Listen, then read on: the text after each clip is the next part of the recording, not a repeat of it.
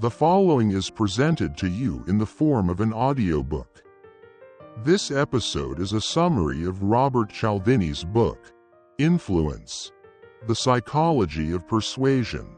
Robert Cialdini is a professor of psychology and marketing at Arizona State University and is renowned as a leading authority on persuasion, negotiation, and compliance, with over 3 decades of research experience dedicated to uncovering the reasons behind human behavior.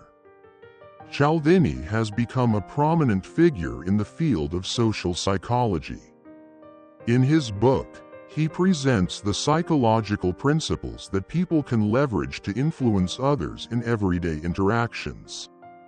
He emphasizes that understanding these psychological weapons of influence is key to becoming more effective in guiding others toward your desired outcomes. So, the book presents 7 principles that drive people to say yes, and how these principles can be used both ethically and unethically. These 7 principles get right to the heart of how we make decisions and why we behave the way we do. Cialdini points out that the ability to persuade others to contribute to one's efforts is a powerful skill.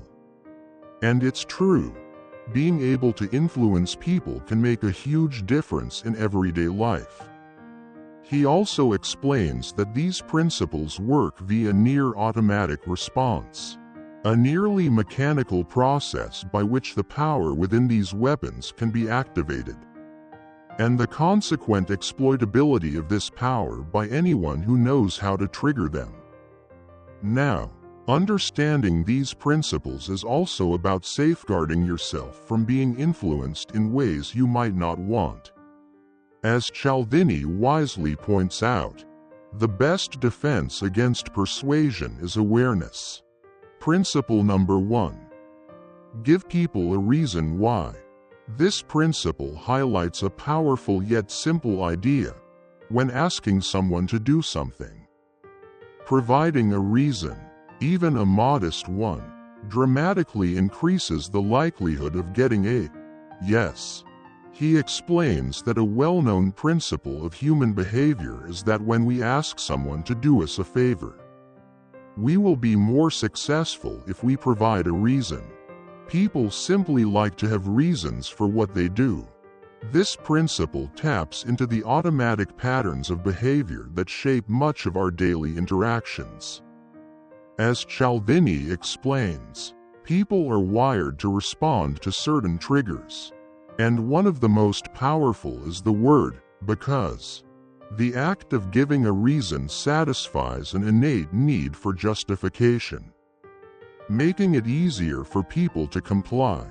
It's not necessarily about the validity of the reason itself. Often, giving a reason is enough to propel behavior. Cialdini points out that we often operate on autopilot, using mental shortcuts instead of engaging in deep rational thinking for every decision.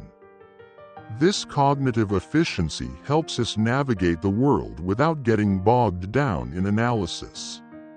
When someone hears because, their brain registers it as a cue that a rationale exists, which can be enough to elicit compliance, even if the reason given is weak. For example, in a study cited by Cialdini, participants requesting to cut in line to use a photocopier were far more successful when they provided a reason, even a redundant one like, "May I use the copier because I have to make copies?" The success rate increased substantially compared to requests made without any explanation. This demonstrates how people respond positively to even the simplest rationalizations. So, whether you're trying to persuade someone, cut in line, or just convince your child to clean their room, providing a reason, even a minor one, can make all the difference. All you have to do is explain the because. It leverages the automatic, almost reflexive aspect of decision-making. increasing your chances of success by catering to our inherent desire for reasons, no matter how small they may be. Principle number 2. Reciprocation. The principle of reciprocity is a basic human instinct that guides much of our social interactions. At its core, it's the idea that we feel a natural urge to repay kindness with kindness and, conversely, to respond to unkindness in a similar manner. Cialdini emphasizes that reciprocity is a core part of how we connect with each other. And it's a principle that can be used in both positive and manipulative ways. At its heart, the power of reciprocity lies in the act of going first and being positive. Most people tend to be passive, waiting for others to make the first move. People are kind if someone else is kind first, or they help if they've been helped. But here's the secret: when you take the initiative, when you're the one to extend a kindness with no expectation of something in return, you create a ripple effect. This approach encourages others to reciprocate, often without them even realizing it. Reciprocity isn't limited to tangible favors, it operates on many levels, influencing trust, cooperation, and goodwill. We're naturally more inclined to trust someone who shows trust in us, and we're more likely to help those who've helped us. It's the essence of, I did it for you, so now you do it for me. This principle is so deeply ingrained that it can even override personal feelings. You might feel obligated to return a favor to someone you don't particularly like simply because the sense of obligation is so strong. You see this principle in action every day.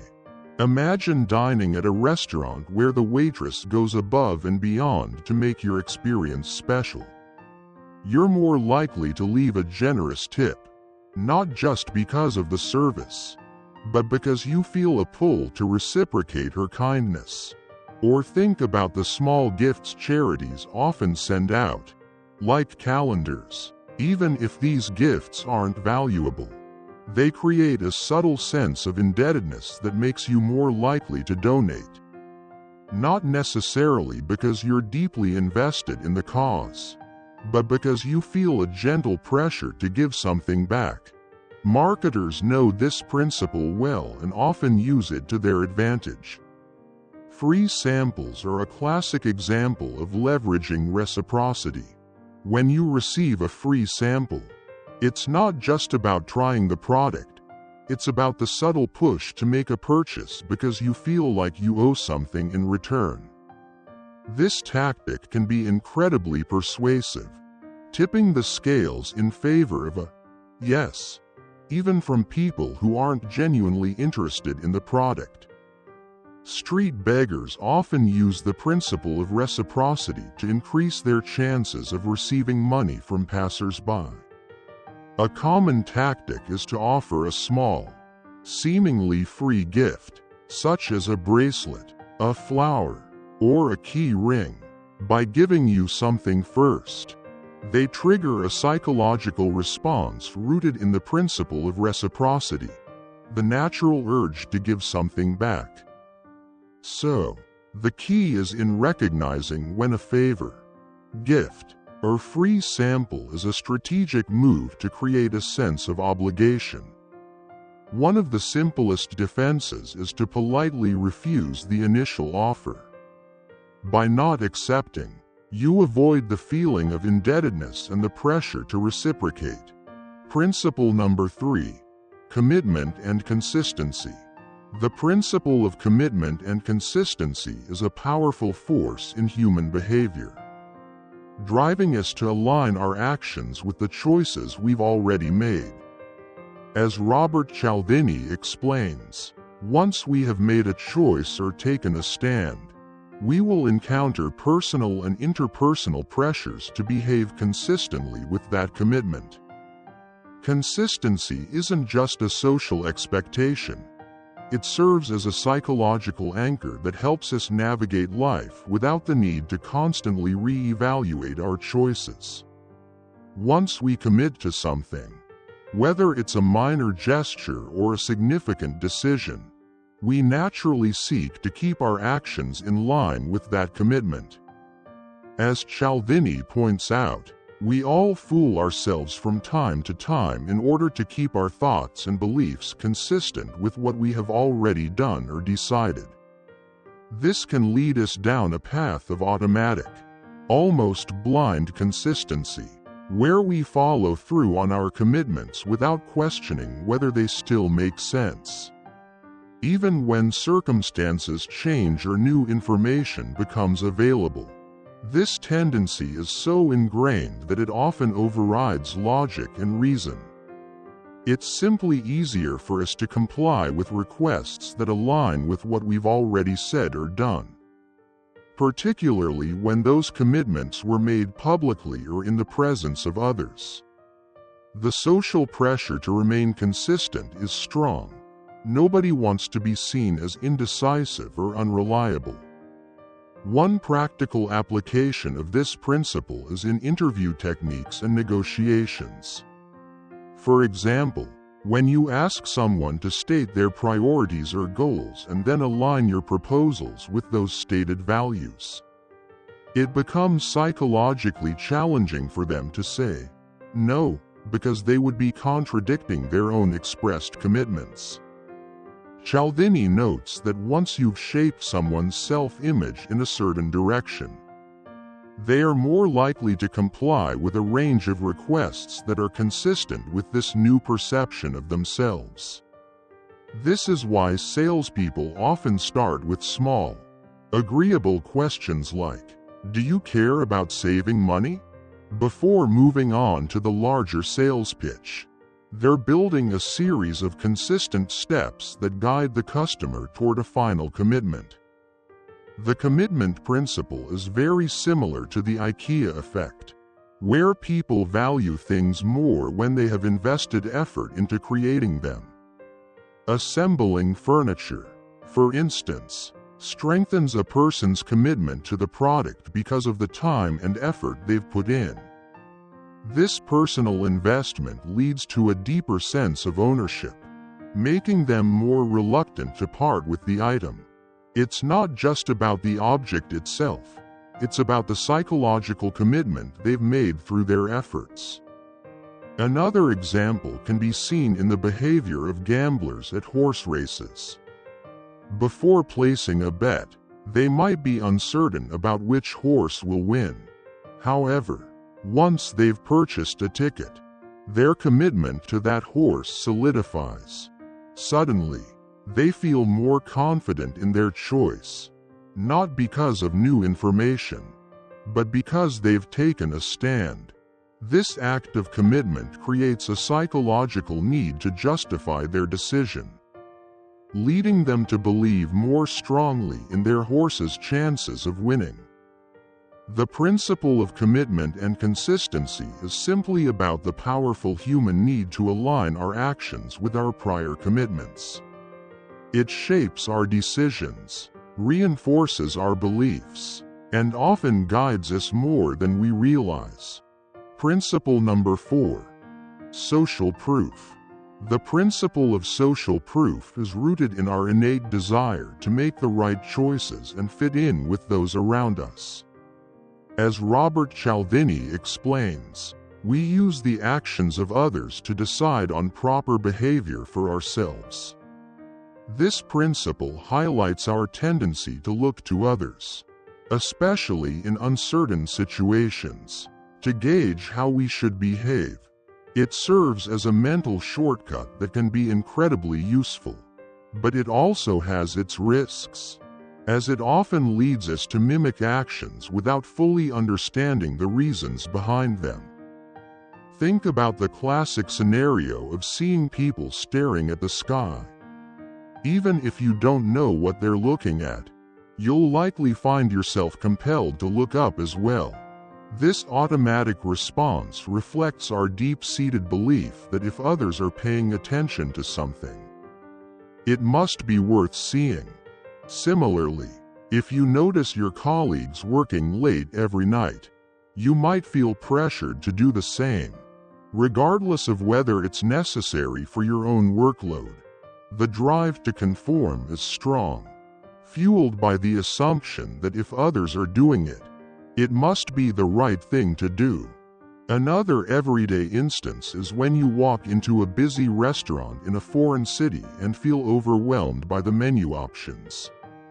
You might notice a section labeled "Most Popular Dishes," which suddenly makes your decision easier. Choosing from this section feels like a safe bet because if others are ordering these dishes, they must be good. This is social proof at work, guiding your choice based on what others are doing. Another example. Think about how people tend to clap at the end of a performance or speech. Usually, there's a brief pause where everyone looks around, waiting for someone else to start clapping first. Once one person begins applauding, it's like a signal to the rest of the crowd, and suddenly everyone joins in. One of the key conditions that amplify the influence of social proof is uncertainty. When people are unsure of what to do, they become more susceptible to following the actions of others, in the process of examining the reactions of other people to resolve our uncertainty. However, we are likely to overlook a subtle but important fact. Those people are probably examining the social evidence too. This creates a loop where everyone is waiting for someone else to take the first step, often leading to collective inaction. This tendency can be especially dangerous in emergency situations. When people are unsure of how to act, they may freeze or hesitate, waiting for others to take the lead. That's why emergency training emphasizes giving explicit, direct instructions, like pointing at someone and saying, "You call 911." By specifying actions, you cut through the paralysis of uncertainty. Social proof can be misused to influence behavior. Advertisers and marketers often exploit social proof to create the illusion of popularity or demand for a product. A common example of social proof in action is when a book cover boasts 1 million copies sold. This taps into our automatic response to follow the crowd, subtly nudging us to make a purchase we might not have considered otherwise. The tactic plays on the assumption that if so many people are buying the book, it must be worth having, even though the high sales numbers don't necessarily reflect the book's quality or suitability for every reader. Principle number 5. Liking. The principle of liking is rooted in the simple idea that we are more easily swayed by people we like. Cialdini captures this with a keen observation. Your best friend can convince you of nearly anything, no matter how foolish, because of the deep bond of trust and affection you share.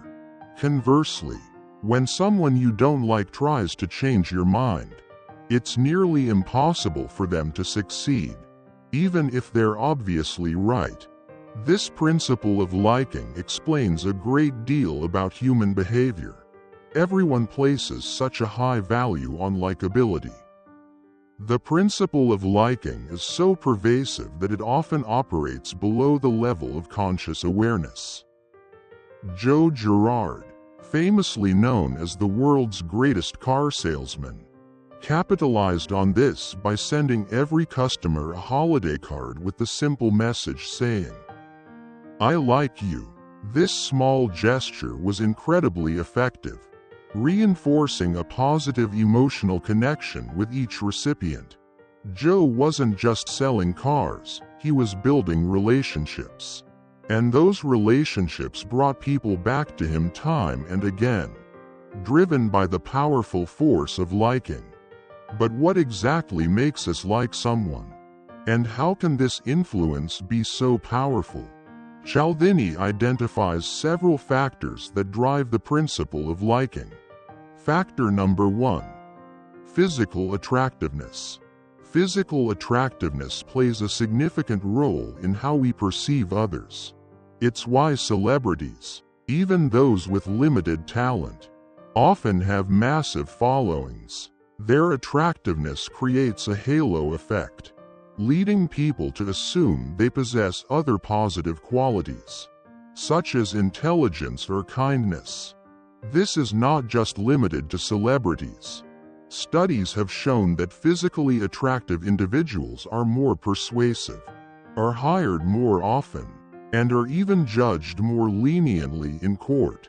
Attractiveness opens doors and makes people more receptive, often without them realizing it. Number 2. Similarity. We naturally gravitate towards people who are similar to us, whether it's in terms of interests, backgrounds, or even beliefs. At work, you're more likely to bond with colleagues who share your views or hobbies and avoid those who seem dissimilar. This drive for similarity makes us feel validated and comfortable, reinforcing our own identity. Marketers and salespeople exploit this by finding common ground with potential customers to build rapport quickly. They'll ask if you like golf, and if you say yes, they will reply, "Me too." Even when these similarities are superficial or fabricated, they can create a powerful sense of connection. Factor number 3. Compliments. No matter how much we might deny it, we all love compliments. They make us feel good and appreciated, and as a result, we're more likely to warm up to the person giving them. This is why flattery is a common tactic in persuasion. It disarms us and lowers our defenses. However, there's a balance to be struck. Overdo it, and the compliments come off as insincere, turning us off instead of drawing us in. This delicate dance between genuine praise and manipulation is something skilled persuaders navigate carefully. Factor number 4. Familiarity through contact. Familiarity breeds comfort. We are more likely to like and trust things that are familiar to us, which is why repeated exposure to a person, brand, or idea increases our likelihood of accepting it.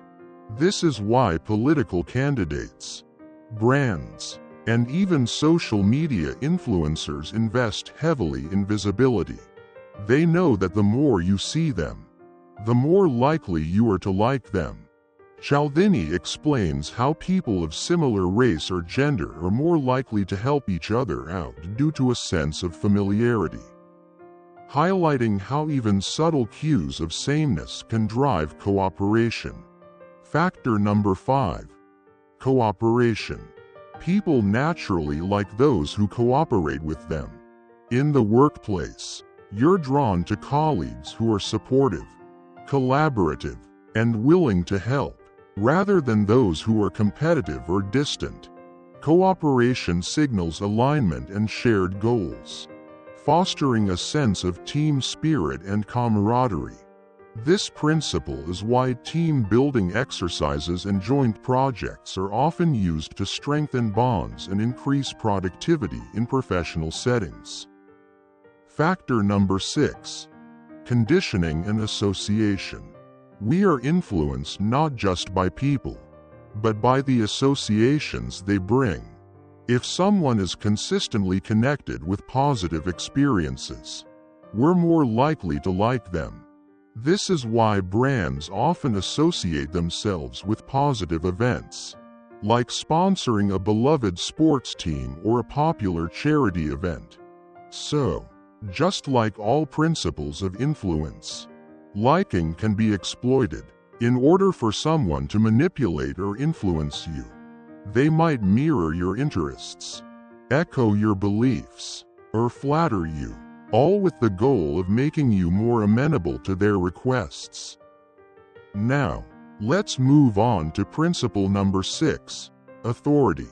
The principle of authority drives us to follow those we perceive as knowledgeable, confident, and credible. Robert Cialdini explains that people feel a sense of duty or obligation toward authority figures, often obeying without question because we're conditioned from a young age to listen to those in charge. This instinct can be seen in many areas of life. Whether it's following a police officer's instructions, trusting a doctor's advice, or adhering to a manager's directives, authority figures command respect, and their perceived expertise adds weight to their words, making us more likely to follow their guidance. This principle is so deeply rooted that even subtle signs of authority, like a uniform, a title, or symbols of expertise, can significantly influence our behavior. For example, most presentations, especially those from unfamiliar speakers, start with a brief introduction highlighting the speaker's credentials, accomplishments, or experience. These opening moments are essential for establishing the speaker's authority, making the audience more receptive to their message. A classic example of the authority principle in action is the impact of professional attire. When we see someone in a lab coat, we automatically associate them with scientific expertise, even if they're not actually a scientist. Similarly, someone in a suit and tie or driving an expensive car can unconsciously elevate our perception of their status and credibility. We're naturally more inclined to trust and follow people who present themselves in ways that align with our expectations of authority. That's why many real estate agents who sell million-dollar mansions often rent luxury cars, designer watches, and expensive suits to look the part of a successful, well-connected professional. It's a strategic use of the principle of authority. We are more likely to trust and be influenced by someone who appears successful, knowledgeable, and credible. I once had a friend who would buy suits far above his pay grade specifically for networking events. He used to justify the expense by saying, "I'm not paying for the suit, I'm paying for people to take me seriously." Principle number 7. Scarcity. The principle of scarcity taps into one of the most primal aspects of human psychology, our aversion to loss. As Robert Cialdini explains, the idea of potential loss plays a large role in human decision-making. In fact, people seem to be more motivated by the thought of losing something than by the thought of gaining something of equal value. This principle is not just about desiring what we can't have, it's about the powerful, often overwhelming drive to secure something before it's gone forever. Scarcity heightens our perception of value, making things appear more desirable simply because they are rare or limited. Connected professional. It's a strategic use of the principle of authority. We are more likely to trust and be influenced by someone who appears successful, knowledgeable, and credible. I once had a friend who would buy suits far above his pay grade specifically for networking events. He used to justify the expense by saying, "I'm not paying for the suit, I'm paying for people to take me seriously." Principle number 7. Scarcity. The principle of scarcity taps into one of the most primal aspects of human psychology, our aversion to loss. As Robert Cialdini explains, the idea of potential loss plays a large role in human decision-making. In fact, people seem to be more motivated by the thought of losing something than by the thought of gaining something of equal value. This principle is not just about desiring what we can't have, it's about the powerful, often overwhelming drive to secure something before it's gone forever. Scarcity heightens our perception of value, making things appear more desirable simply because they are rare or limited. Consider the last time you browsed an online store and saw a message like, "Only 2 left in stock." Suddenly, an item you were only mildly interested in feels urgent. The thought isn't necessarily about how much you want or need the item, but rather the fear of missing out. Cialdini notes that our typical reaction to scarcity hinders our ability to think. We often act impulsively, driven more by the fear of losing out than by a careful consideration of whether the purchase is necessary. Scarcity also plays into our social instincts. When we see others scrambling to get something, we instinctively feel that it must be worth having. This is why limited time offers and flash sales are so effective. They create a sense of urgency and competition, suggesting that if you don't act fast, someone else will snag the opportunity. It's not just about the product anymore, it's about winning and securing something exclusive that others might miss out on. This taps into our innate desire for status and individuality. Owning something rare feels special, as if we're part of an exclusive group.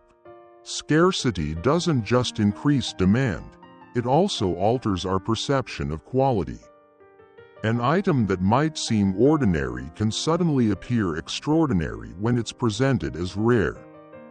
This is evident in situations like auctions, where items are scarce by nature, and the competitive environment amplifies their perceived value. So, we've reached the end of the summary. Thank you for listening. I really hope it was helpful. I'll see you again in another episode. Take care. Bye.